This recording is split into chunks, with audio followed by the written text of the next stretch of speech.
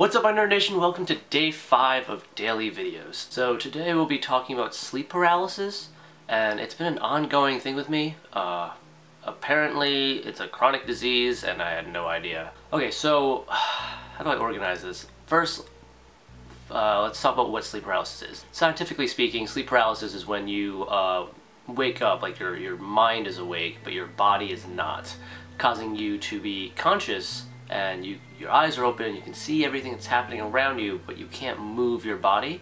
Like, you can't turn your head, you can't move your arms, your legs, your fingers, just anything. So this usually happens when you're trying to fall asleep, like your mind is still there but your body falls asleep, or basically right before you wake up. So what makes sleep paralysis really significant is that you hear things and you see things. You hallucinate, and then it's usually something really scary for some reason.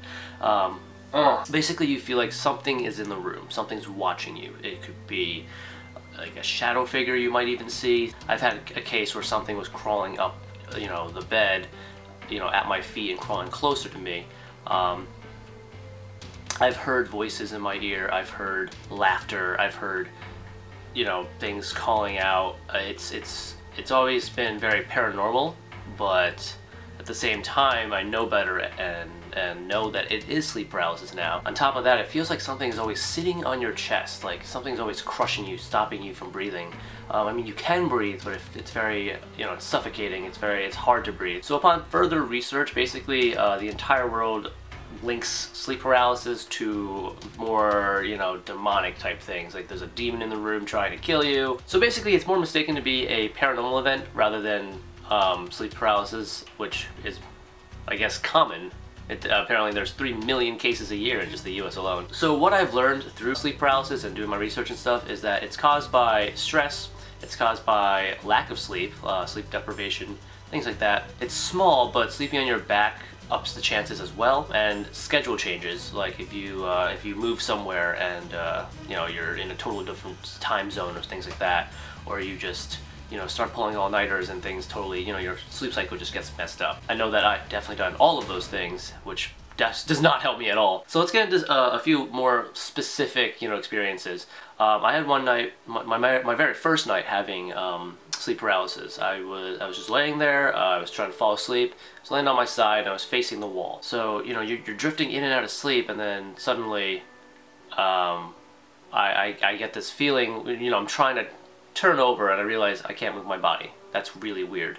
And my mind is totally there, totally conscious, and then it feels like something's just crushing me. And then I start panicking, and then while I'm panicking I hear like a very distinct maniacal laughter, just laughing in my ear. And as soon as I was able to move my body, I rolled over, flipped on the lights, and I just freaked out. I had like a little mini panic attack, and I was like, what the hell is going on? The next day I had to tell my parents, and I don't know, I was what, 16, 17 maybe? I think I was 17, but I told my parents and they were like, I'm pretty sure you were just dreaming.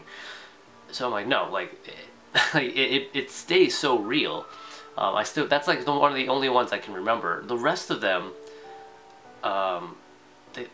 kind of like flee your mind, like the exact things that happened, it just goes away by the morning. Like, it happened, but you can't remember the details after a while. There was one where I saw like a shadow figure in front of my bed, and it was moving closer and closer, and then like started crawling up the bed, like the foot of the bed. And by the time it like got close, I was able to like regain movement and everything. And like the second you start moving, everything is normal again. You don't hear anything, you don't see anything. It's weird, it's crazy. So more recent experiences that I've had, I've learned to not panic. I've learned what it felt like. I've learned to not be afraid and stuff like that. It's still it's still weird not being able to move and stuff, but I've learned to not panic and kind of feel it out. I haven't been seeing things as much. It's more like just the physical feeling of not being able to move and falling asleep and stuff. So, my advice to you guys is that if anyone else, if you guys experience it at all, it's to not panic and to not freak the fuck out. I know it's hard to do. I know it's totally, it sounds, totally ridiculous, but if you don't freak out, things just It's just easier. You almost can control it. It's weird. I've had people tell me that this is a good way to try to lucid dream. I'm pretty sure there's less scarier ways to do it, but yeah. If you learn to control it, you can end up in a lucid dream, which is where you know you're dreaming, but you can control it, which is pretty cool. I've never done it myself, but maybe one day. We'll see. So basically, that's all I have to say about this topic. Yeah, I don't know. I just wanted to put it out there that I have it, and I wanted to see if any of you guys had it, or you know, your personal experiences with it, how you felt, how you deal with it, advice for other people, advice for me. Anything that you can leave in the comments below about sleep paralysis would be, that's like informative, or just your personal experience would be really nice to read. Wow, so that was a, that was a topic for today.